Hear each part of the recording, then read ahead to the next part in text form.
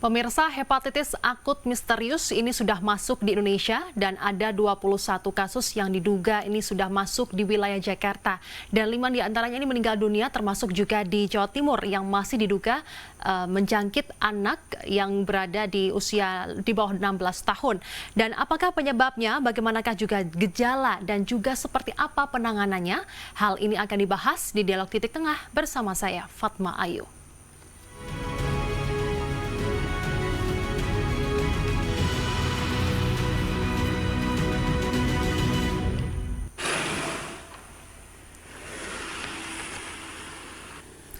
Seorang anak perempuan berusia 7 tahun di Kabupaten Tulungagung meninggal dunia di RSUD Dr. Iskak.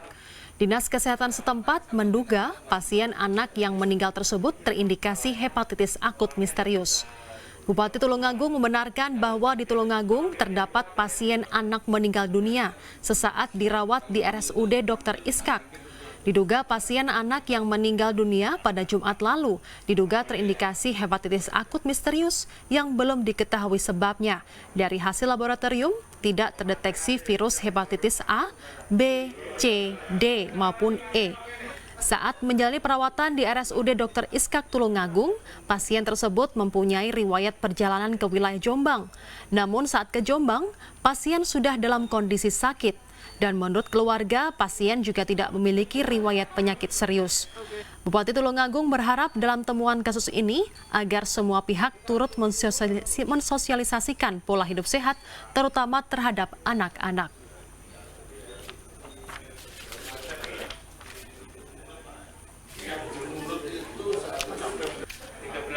Pemirsa, Anda menyaksikan Dialog Titik Tengah, kali ini membahas terkait dengan waspada hepatitis akut mengintai anak. Dan sudah hadir melalui Zoom meeting, yakni ada Dr. Bagus Setiabudi selaku dokter spesialis anak RSUD Dr. Sutomo, sekaligus konsultan gastrohepatologi. Selamat siang, Dr. Bagus. Selamat siang. Baik, dokter, ini berkaitan dengan adanya kasus yang diduga ada anak-anak yang diduga terkena hepatitis akut misterius yang sudah masuk di Indonesia. Ini bisa diceritakan, dokter, awalnya ini seperti apa? Kok bisa hepatitis ini masuk ke wilayah Indonesia? Sebenarnya kan ini jadi suatu yang global ya. Jadi pertama-tama kita tahu di awal-awal April kemarin, di mana heboh di Eropa, itu juga terjangkit beberapa pasien yang mengalami gejala hepatitis dan sebagian diantara memberat dalam waktu singkat. Kemudian diantaranya juga ada yang sampai terjadi gangguan fungsi hati dan melakukan liver transplant. Dan dalam penyelidikannya tidak ditemukan sebab-sebab yang lazim pada hepatitis, yaitu adanya hepatitis A, B, C maupun D dan E. Oleh karena itu para di sana menjadi bingung kira-kira apa penyebabnya. Karena sebenarnya hepatitis ini banyak penyebabnya. Dan sampai saat ini masih dicari kemungkinan gimana. Karena sampai saat ini belum ketemu penyebabnya, maka dikatakan misterius atau unknown itu. Oke. Dan yang baik, karena misterius sehingga ini tidak bisa diklasifikasikan apakah ini hepatitis A hingga E ataupun juga hepatitis yang lain yang misalnya melalui transfusi darah dan lain sebagainya, begitu ya, Dok? Iya, betul. Dan sebahaya apa sih, Dok, untuk hepatitis misterius atau hepatitis akut misterius ini? Ya, jadi secara umum hepatitis pada umumnya kalau akut itu tidak terlalu berat pada anak-anak itu. Tapi ini yang lebih spesifik di hepatitis akut yang misterius ini karena sebagian antaranya jadi berat. Nah, itu jarang di anak-anak. Yang dikatakan hepatitis berat itu sampai terjadi kegagalan fungsi hati atau fulminan hepatitis failure, itu yang biasanya betul-betul mengancam jiwa. Dan kalau di luar negeri, biasanya mereka akan segera melakukan transplantation hati. Kaitannya dengan di Indonesia, sebenarnya kita menemukan beberapa pasien yang Jakarta yang dilakukan oleh Jakarta yang sepertinya mirip. Cuman karena investigasinya belum lanjut, jadi kita nggak bisa memastikan apakah betul itu mirip atau tidak. Demikian pula kasus yang di Tulungagung. Kemarin saya sempat menghubungi dokter setempat, menanyakan kecenderungannya ada memang ke arah sana, tapi kita nggak bisa memastikan karena pemeriksaannya masih dalam proses lebih lanjut. kita hanya bisa kemarin hanya bisa menapiskan misalnya hepatitis A, B, dan C saja. Karena memang D dan E belum ada secara available di sini, jadi belum bisa dipastikan. Dan masih banyak pemeriksaan yang harus dilakukan untuk memastikan apa betul itu penyebabnya tidak dari ketahuan atau memang mungkin penyebab yang lain. Apakah sasarannya untuk hepatitis akut misterius ini hanya menyerang anak-anak saja di bawah 16 tahun, dokter? Ya, sebenarnya hepatitis bisa menyerang dewasa saja, dewasa juga tidak bisa banyak. Ya, cuman biasanya dewasa itu jarang yang akut, biasanya mereka kronis. Ya, jarang. Jadi tapi kenapa kita concern di anak-anak? Karena biasanya anak-anak tidak menyebabkan gejala yang berat. Yang berat itu di dewasa biasanya, yang fulminant hepatic failure itu, hepatitis yang berat itu orang dewasa. Biasanya menyebabkan hepatitis B dan hepatitis B yang umum. Dan kadang hepatitis A juga bisa. Cuman ini di anak-anak kok menjadi berat.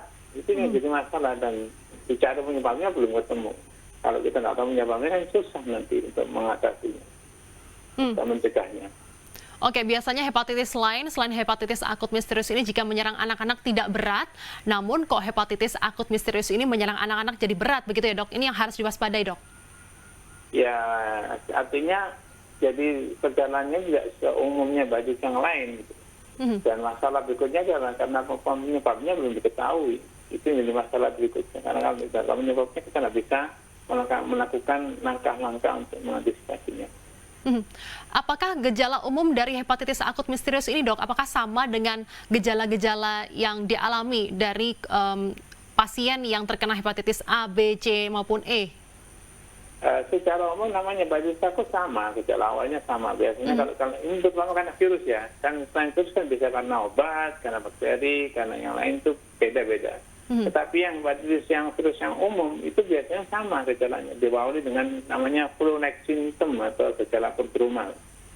Ya bisa panas, tidak terlalu tinggi, kemudian mual, nyeri perut, malaisa atau lemah, kemudian langsung makan menurun, kadang-kadang serta dengan nyeri pada otot dan kemudian itu umum. Tapi berikutnya kalau dia berkembang menjadi berat, jadi muncul gejala yang lain. Kalau biasanya akan muncul kuning, ya biasanya kan ada kuning.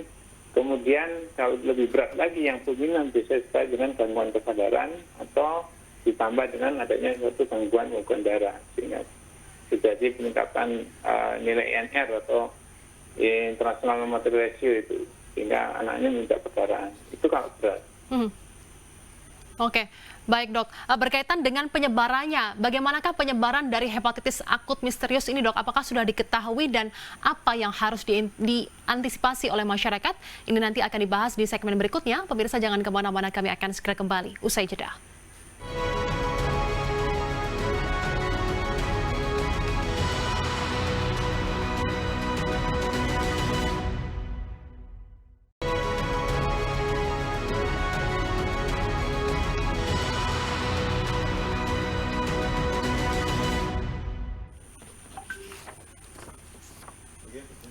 Bayi berusia 10 bulan yang diduga terjangkit hepatitis akut misterius, kondisinya kini kian membaik. Saluran empedu yang sebelumnya sempat bermasalah sudah bisa teratasi. 4 hari dirawat di ruang isolasi khusus RSUD Dr. Sutomo, Surabaya. Bayi berusia 10 bulan suspek hepatitis akut misterius, kondisi kesehatannya mulai stabil dan membaik. Bayi ditempatkan sendiri di dalam satu kamar khusus dengan pengawasan dari tim dokter jaga khusus. Dari hasil rekam medis, kondisi pasien stabil. Saluran empedu yang sebelumnya sempat bermasalah di awal masuk ruang isolasi khusus, saat ini juga sudah mulai membaik. Sejauh ini pasien tersebut belum memiliki gejala yang mengarah ke hepatitis akut misterius. Diagnosa sementara pasien mengalami sindrom jaundice atau penyakit kuning akut, sehingga penanganan hanya terhadap gejala-gejala yang dialami penderita saja. Tim dokter menyebutkan gejalanya hampir mirip dengan penderita hepatitis pada umumnya, di antaranya diare hingga pembekuan darah.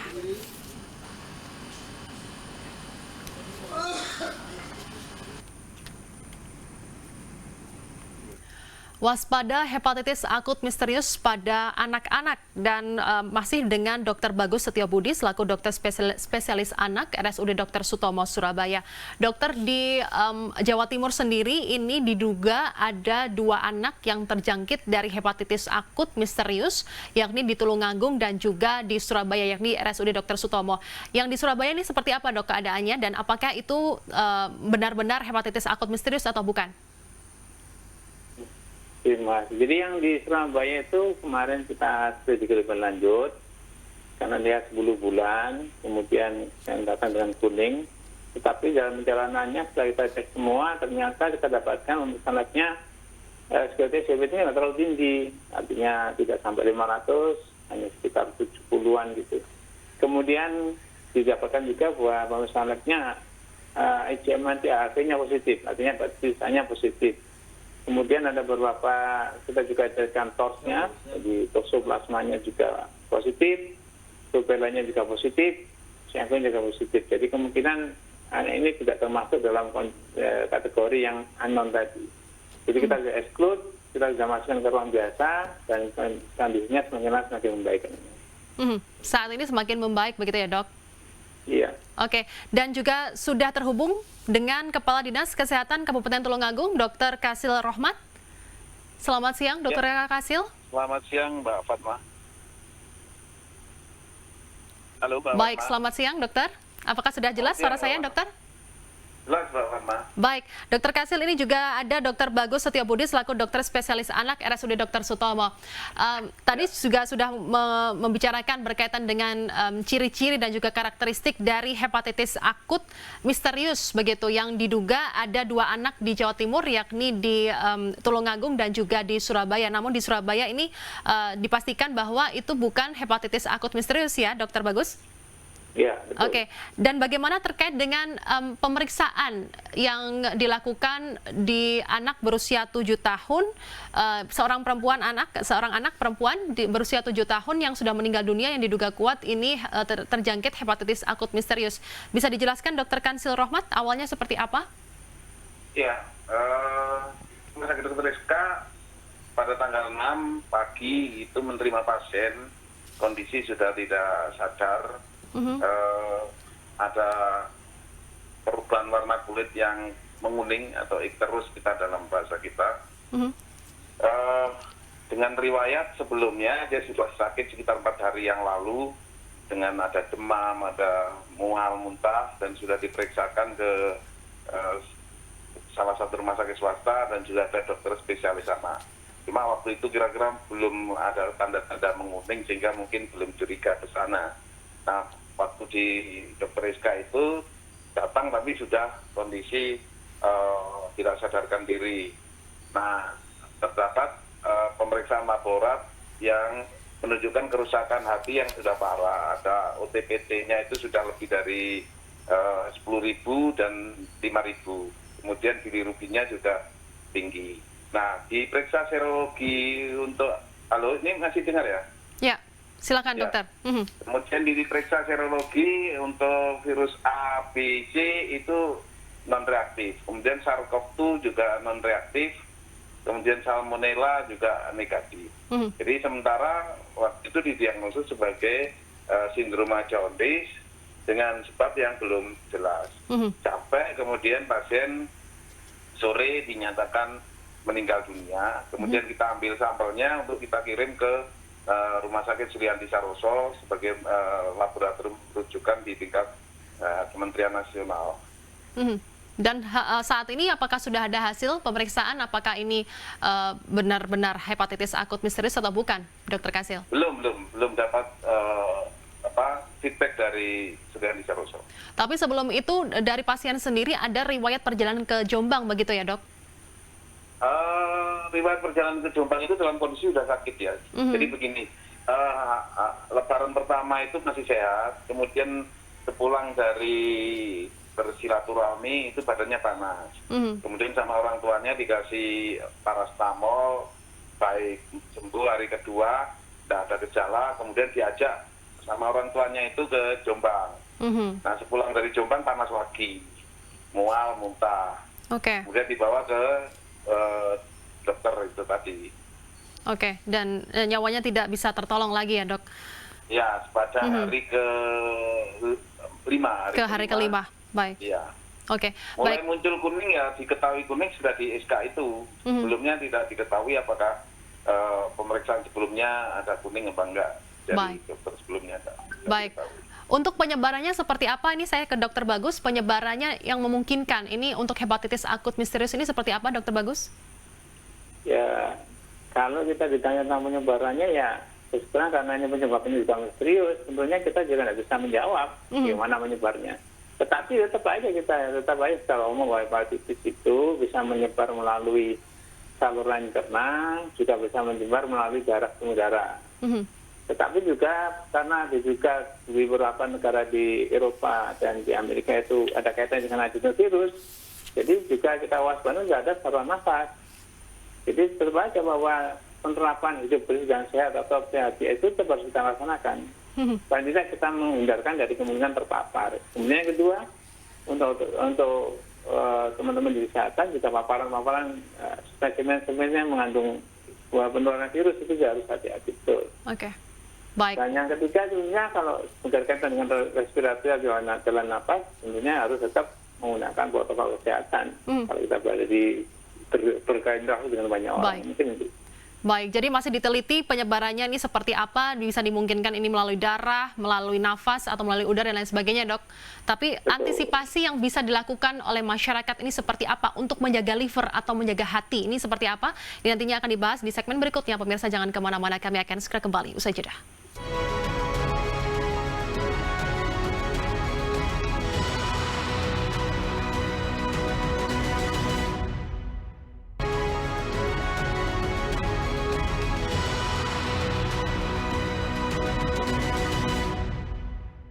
Ada yang Baik. Baik, pemirsa, Anda masih menyaksikan Dialog Titik Tengah membahas terkait dengan waspada hepatitis akut mengintai anak. Saya langsung ke Dokter Bagus. Ini bagaimana antisipasi masyarakat untuk menjaga liver dan juga menjaga anak-anak agar tidak terpapar begitu adanya varian apapun hepatitis ini? Ya, tentunya tadi saya bilang kita jaga dari kemungkinan rute-rute masuknya virus itu, kualitas virus ya. Jadi bahwa virus itu bisa masuk lewat saluran cerna, dari makanan yang tercemar, dari alat-alat makan yang bisa bersama misalnya. Kemudian juga bisa masuk melalui darah, artinya terpapar oleh darah itu darah ya. Itu juga bisa. Kemudian yang berikutnya karena juga ada terkait dengan adenovirus, juga bisa masuk melalui saluran nafas. Jadi semuanya ditutup. Semua jalan-jalan yang mungkin bisa kemasukan ini ditutup. Kita mencegah. Jadi PHBS dan prokes itu penting. Kalau dalam dunia kedokteran, kita tetap menggunakan universal precaution untuk mencegah dari kemungkinan paparan spesimen yang mengandung virus tadi. Jadi itu secara umum. Saya ke Dokter Kasil, ini memang di Tulungagung sendiri bagaimana antisipasi yang dilakukan pemerintah di sana, Dokter? Karena diduga kuat ada seorang anak yang terpapar hepatitis akut misterius di sana. Bagaimana yang dilakukan pemerintah dan juga apa yang harus dilakukan masyarakat? Ketika kasus ini dilaporkan pagi hari, kami langsung berkoordinasi dengan 3 pilar dari kepolisian, dari TNI, kemudian juga termasuk yang punya anak-anak ini dari Dignas. Kami berkoordinasi untuk melakukan kewaspadaan. Di lokasi tempat kejadian, kami melakukan survei epidemiologi. Kami meneliti dampak adakah penularan pada radius tertentu dan pada riwayat kontak. Kami lakukan pemeriksaan semua anak-anak yang kontak dengan yang bersangkutan dan tetangga-tetangga yang ada di situ. Ternyata kita tidak menemukan adanya tanda-tanda gejala yang serupa. Sehingga kami sampai sekarang belum ada dampak lingkungan terhadap kasus yang satu ini. Nah, untuk Dignas kami mengimbau untuk kantin-kantin atau penjajah makanan yang ada di sekolah-sekolah untuk ditertibkan agar higienitas dan sanitasi makanan bisa terjaga. Oke, higienitas ini sangatlah penting untuk menjaga imunitas tubuh ya? Iya. Untuk melawan virus apapun atau juga penyakit apapun begitu. Kalau sementara ini dianjurkan kepada orang tua itu untuk anaknya membawa makanan atau jajanan dari rumah, itu lebih aman. Oke, karena higienitasnya aman dari rumah begitu, produksinya begitu. Baik, untuk pengobatan sendiri apabila penyebabnya ini belum diketahui, lalu pengobatan apa yang dilakukan oleh Rumah Sakit di Tulungagung dan juga di Dr. Sutomo? Saya ingin ke Pak Kasil dulu, Dr. Kasil. Ya, kalau kami kan hanya menata rujukan. Ketika kasus itu dijumpai, misalkan nanti suatu saat ada lagi di tingkat 1, pelayanan kesehatan tingkat 1, kemana alur rujukannya, kami hanya menata itu. Kemudian yang di Rumah Sakit Dr. SK sebagai rujukan utama di sini, itu kita lengkapi dengan sarana dan prasarana termasuk regen yang kemarin belum ada kita sediakan. Bagaimana dengan Dr. Sutomo, Dr. Bagus, dan juga apakah vaksin ini perlu dilakukan oleh masyarakat? Jadi kalau di Sutomo kita selalu siap, bahwa untuk menghadapi suatu kondisi kritis ya. Kalau dia mengalami suatu vulnerable condition, tentunya dia akan masuk ke ICU. Tetapi terus terang memang Sutomo saat ini belum bisa melakukan transplantasi. Tapi yang paling penting dari itu semua adalah kita harus prevention, tidak dikatakan Bapak Kepala Dinas tadi. Menjaga pola hidup sehat itu penting. Lebih baik mencegah daripada mengobati, karena orang mengobati lebih sulit. Dan juga kewaspadaan dini. Artinya kalau sudah ada mulai gejala-gejala anak saya kok mengalami gangguan seperti itu ya, ada mual, ada panas, sumar, kemudian ada nyeri perut, ada diare, kemudian apalagi kalau disertai dengan kelihatan matanya kuning, segera saja konsultasi ke dokter. Supaya sedini mungkin bisa ditangani, sehingga kalau ada perawatan segera bisa lakukan tindakan. Kalau misalnya tidak mampu di tempat tersebut, ya mungkin segera dilakukan modal rujukan. Dan kayaknya Kemenkes bersama IDAI sudah menyusun itu. Alur rujukannya, bagaimana tata laksananya, bisa kita atur semua. Dan yang penting tidak panik begitu ya, dokter? Jangan sampai masyarakat ini panik begitu. Ya, itu yang penting juga, karena kalau panik saja tidak bergerak secara benar, ya artinya jalannya salah. Ya. Baik, terima kasih Dr. Kasil Rohmat dan juga Dr. Bagus Setiobudi sudah bergabung bersama kami, dan semoga masyarakat ini tidak panik dan tetap menjaga kesehatan dengan menjaga higienitas dan juga imunitas tubuh. Jangan sampai nantinya takut sendiri dan malah menjadi penyakit dan membahayakan diri sendiri dan juga anak-anak. Baik, terima kasih sekali lagi Dr. Kasil dan juga Dr. Bagus. Pemirsa, saya Fatma Ayu. Ya, pemirsa, saya Fatma Ayu pamit undur diri. Terima kasih atas kebersamaan Anda. Sampai jumpa, sehat selalu.